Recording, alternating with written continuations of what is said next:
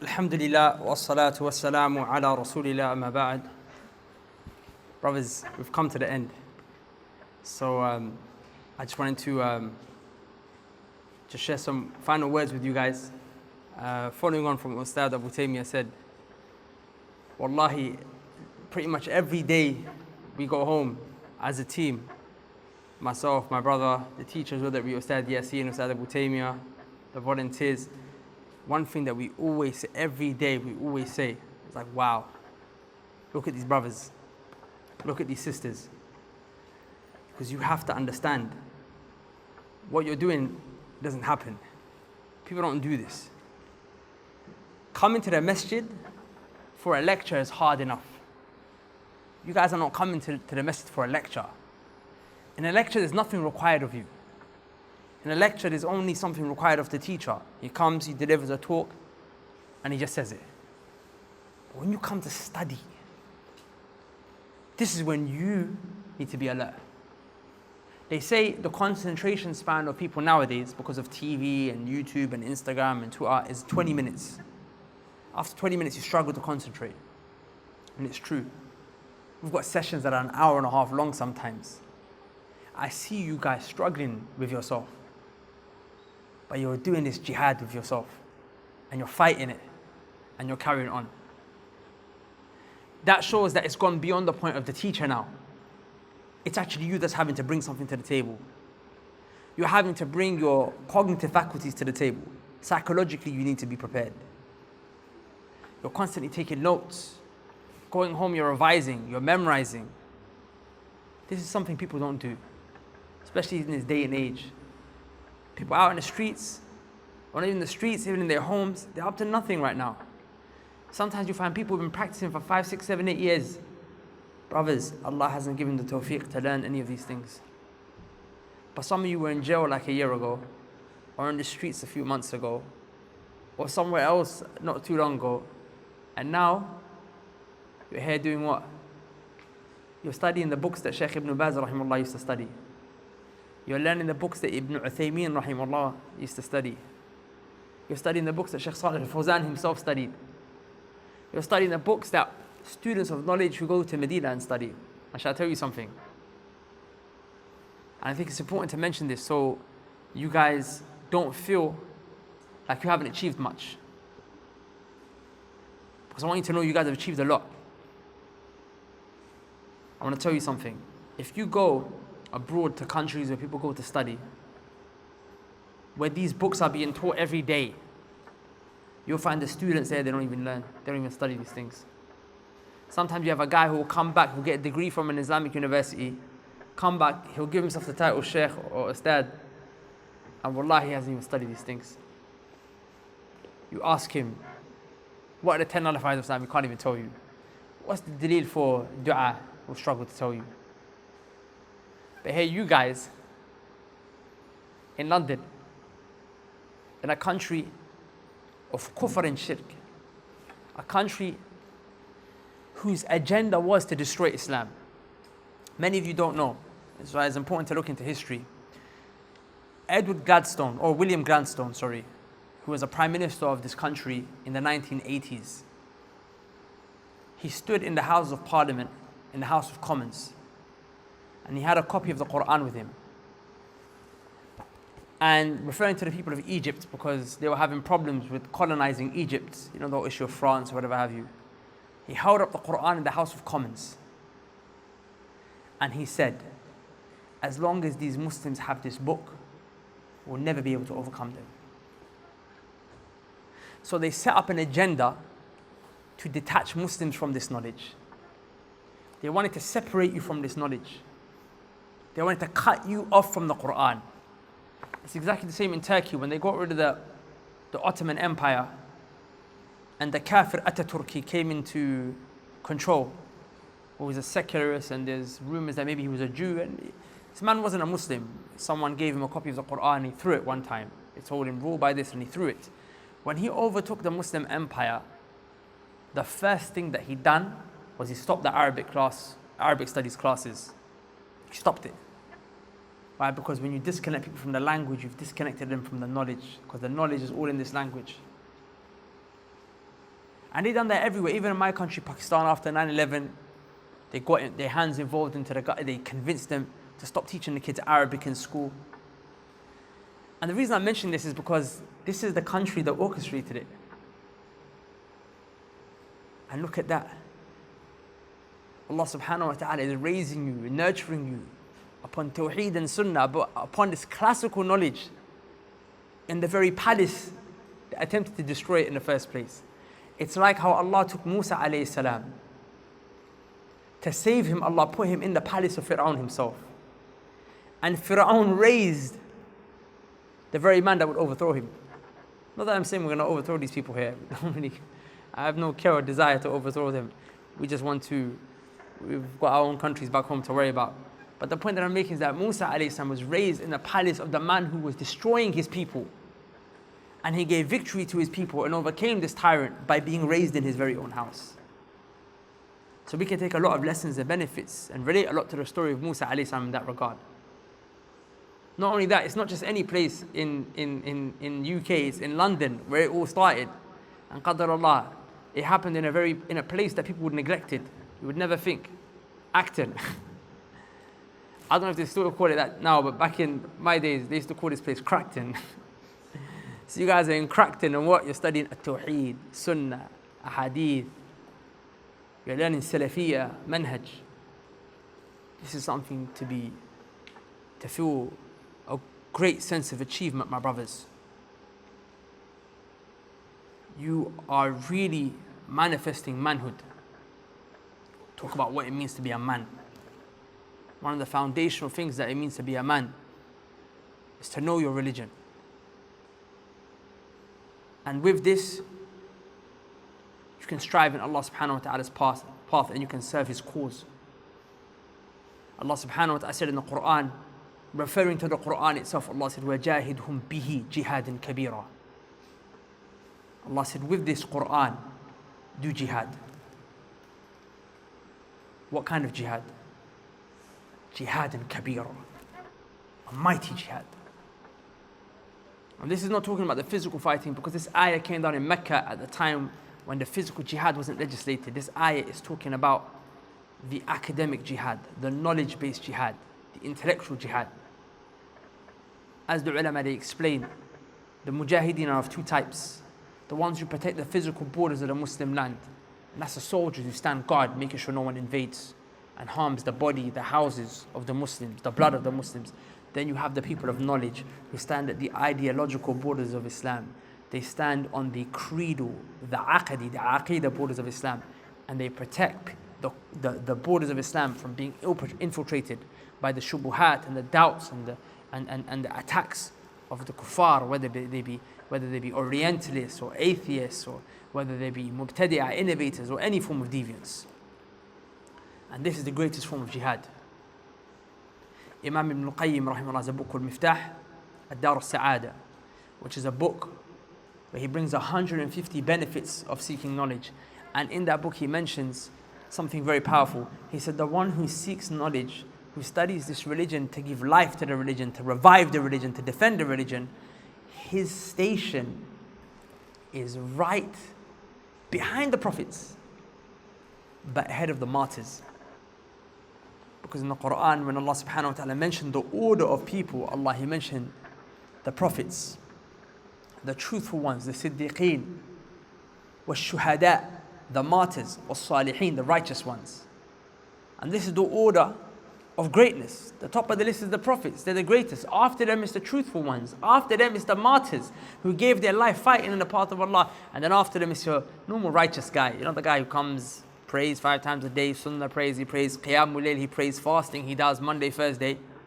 That's just your normal guy. He's at the bottom in terms of this ranking. But the one who seeks knowledge, he's from the truthful ones, he's from the siddiqeen. He's ahead of the man who gave his own life and blood for this religion, the martyr. But he's not on the level of a prophet. So if you have this intention, brothers, that's the station that you have. What you've taken is a great portion of the Prophet ﷺ's inheritance. It's nothing really in comparison to really what's there in terms of knowledge, but it's a lot in comparison than what's out here in the West in terms of the resources that we have. So brothers, keep this up. Don't stop. Don't get phased. It's going to be tough. It has to be tough. Allah said, "Inna sanulqi alayka qawlan thaqila." Allah said to the Prophet sallallahu alaihi wasallam, "Verily, we are going to send on top of you a heavy word." The Quran's not light; it's heavy, such that when the Prophet sallallahu alaihi wasallam would receive revelation, if his leg was on someone else's leg, the Sahabi who has his leg under the Prophet's leg would say that it felt like my leg was being crushed. That's the weight of the revelation coming down. What did Allah tell you in Surah Al-Hashr? That had this Quran come down on top of a mountain, you would have seen it destroy itself out of the fear of Allah. That's the weight of knowledge of the Quran. So when it comes down on you, it hurts, it's painful. And that's why Ibn al-Qayyim said in this book, he said that if you want to seek this knowledge of the Prophet ﷺ and this knowledge of the Quran, you're going to have to experience some of that pain. It might not be physical pain. It might even be just the pain of sacrifice, the emotional pain, financial pain, but you will feel pain. There's no other way. A man came to Imam Ash-Shafi'i rahimahullah and he said, I want you to teach me hadith. He said, you want to learn hadith, huh? He said, I give you glad tidings of poverty. Because people who walk this path, they give all their money traveling around the world to study, traveling around the world, buying all these books. You buy a book, a new publication comes out, the book's £250. You bought it a year ago, new publication came out, you have to keep up to date. You buy a fresh one again. All your money goes on this. Ibn Abi Hatim al-Razi, rahimahullah, he said, I walked for hadith so long in the painful desert heat that I started to urinate blood. And that's what they went through. We don't even have to go through that. The most we need to go through is catch a train. If we're coming from a different country, it's just a plane. And it's still hard, but it's nothing what they went through. But the point is, you will have to go through some degree of hardship if you want this. So don't give up now. But the fruits are very sweet. The hadith you took today, من سلك طريقا يلتمس فيه علما سهل الله به طريقا إلى الجنة. Anyone who takes a path where he's trying to pursue knowledge, Allah will now make a path to Jannah for you easy. Imam Ahmad rahimahullah in his Musnad has a ziyada. He has a narration that mentions something extra, which is that when you walk this path, the ants in the burrow and the fish in the sea, they make dua to Allah for you. As you're walking this path to seeking knowledge, the ants are making dua for you and the fish are making dua. Why? Because Allah said in the Quran, ظهر الفساد في البر والبحر بما كسبت أيدي الناس. Allah said that the corruption has spread on the land and the sea because of what the people's hands have brought forth, meaning the sins that we do. They don't just affect us, they go beyond us and they affect even those around us. They affect even those who are around us. So much so that earthquakes come onto the earth, poverty comes onto the earth, suffering, war, and all these things happen, such that the ant, it feels it. The ant, it feels it. The fish in the sea, it feels the effects of the sins. So when you walk this path to the masjid and you're coming and you're trying to seek knowledge, the ant realizes, the fish realizes, this sin only happened, this fasad only came due to sin, and the sin only came due to ignorance, and ignorance is due to a lack of knowledge. So because you're seeking knowledge, the ant knows you're going to benefit it. The fish knows you will benefit it. So the fish makes dua to Allah for you. The ants, they make dua for you. You're walking. The angels are doing what? They're lowering their wings for you. This is an honor that Allah didn't give to any random strange person. You're from the people who Allah raised in rank, if you pursue this path, greater than anyone else. Allah subhanahu wa ta'ala told us that He chose the believers amongst all of mankind to be high in rank. وَالَّذِينَ أُوتُوا الْعِلْمِ. But as for the ones who possess knowledge, They have daraja above those. You're not like the rest of the people now if you pursue this path. This is a station that only the closest they get. And it's a sign that Allah wishes well for you. I told you there are men whose beards have gone white and it's gone to their navel. There are brothers with their trousers right between the ankle and the knee, in the middle of the shin. Sunnah, huh? They've been doing this for years. Like Allah didn't give them tawfiq to learn about His religion. And the Prophet sallallahu alaihi wasallam said, "Man yuridillahu bihi khayran, yufaqihu fi din." If there is anyone for who Allah wishes good for, if Allah wishes good for you, He will give you understanding of this religion. And fiqh doesn't just mean understanding, Understanding is fahm. Like in fiqh means fahm, which is daqiq, intrinsic, detailed understanding. So if Allah wishes good for you, He'll make you understand these masail. Like in Ibn al-Qayyim said something scary. He said, if Allah doesn't wish good for you, then Allah will not give you this understanding. Allah won't give it to you. And I remember when I wanted to start studying, and I wanted to really start pursuing knowledge properly, I remember we started up classes with Ustad Abdul Rahman, and he said he would come and teach us. And every day we'd wait at the place that he said he was going to come, but he never showed up. And we'd be waiting because we wanted to study so bad.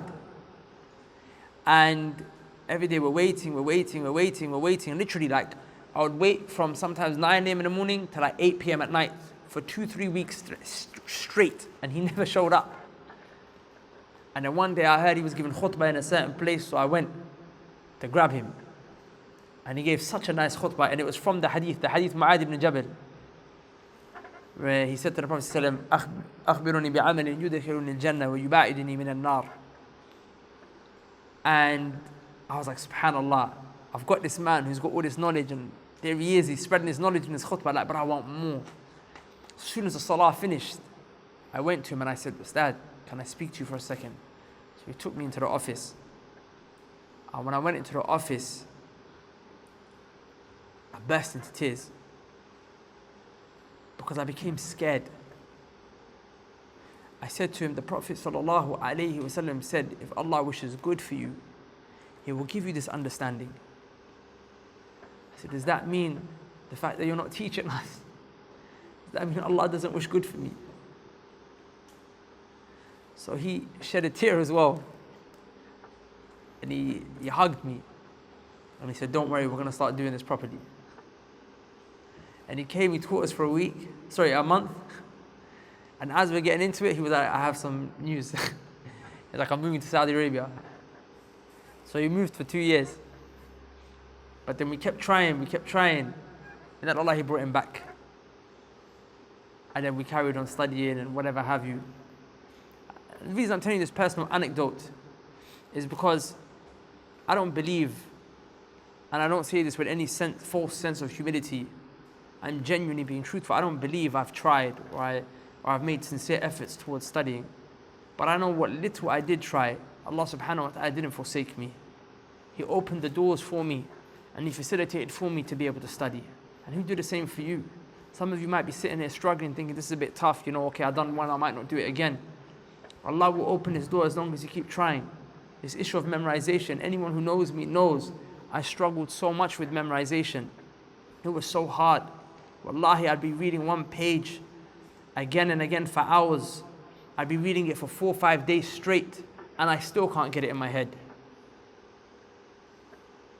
And now, alhamdulillah, I'm able to memorize like 3 pages in an hour from this book. Say Allahumma barik. So I'm saying I'm able to do it in an hour. But that only happened because every day, for months and months straight, I kept battling with it. And you people are not as sinful as me. I started studying when I was 24. I never even used to pray until I was 21 years old. Some of you are 17, 18, 19, Allah guided you to Islam. So the sins corrupted my heart, made it harder for me in the first place. You guys are young. Your memory's strong. Your hearts are pure, inshallah. You can do a lot more. When you're my age, you should be able to excel way past what little we've been able to produce. So keep at it. And know that you're reaching for the maqam, the station just before the prophets. You're competing with Sahaba, even though you'll never be able to reach them. That doesn't mean you don't try. Abu Muslim al-Khawlani rahimahullah used to stand at night in prayer, and when he'd become tired, he used to have a stick next to him and he would smack the stick on his leg. He would beat his leg as if he was a donkey. And he would say, stand firm. He said, Abu Bakr and Umar and Uthman, they are making it to the fountain. They're ahead of you. The fountain, meaning the fountain of Al-Kawthar on the Day of Judgment. He said, they're ahead of you. He said, don't let them get there without giving them a hard time. I mean, don't just fall back. Go in. And that's what the Salaf were like. They knew they would never be able to beat Abu Bakr. But they said, I'm going to try though. They said, I'm going to try. There's no reason you can't become ulama. There's no reason that you can't excel beyond the limits. Ustad Abu Taymiyyah is from this country. Ustad Abdurrahman is from this country. Ustad Yasir, they're all from this country, born and raised. Same fitan and fasad that you were faced with, they were faced with. If they can do it, and they're trying to pursue that path, you can do it too. Assalamu alaikum wa rahmatullahi wa barakatuh. Brothers and sisters, as someone who gives da'wah, I want you to go to Jannah. Now we all know that anyone who's a believer will ultimately make it to paradise or go to Jannah, right? And that's true, but what a lot of people don't realize is, what does it mean to be a believer? Is it merely just knowing La ilaha illallah? No. Is it merely just saying it? No. The Prophet ﷺ told us in an authentic hadith that anyone who knows La ilaha illallah, he has knowledge. He has ilm of La ilaha illallah. And then he dies. Dakhal al-Jannah, he will enter paradise. So you have to have knowledge of it. Knowledge of its meaning, knowledge of its pillars, knowledge of its conditions, of what it necessitates. In fact, many people don't realize, but La ilaha illallah is the foundation of the whole religion. Everything stems from it. How? Where? In what way? These are all things that you have to learn. For that reason, we have an online Islamic Studies Institute called the Knowledge College. And the very first thing that we teach on the Knowledge College is La ilaha illallah Muhammad Rasulullah. So if you click the link below, inshallah ta'ala, check out the website. Hopefully you'll join us on the other side. And you can start studying La ilaha illallah with us. And then from that point onwards, we'll branch out to the other areas of the religion. We start on a basic level and we work our way up to the top. So hopefully you can start your journey seeking knowledge with the most important things first. Assalamu alaikum wa rahmatullahi wa barakatuh.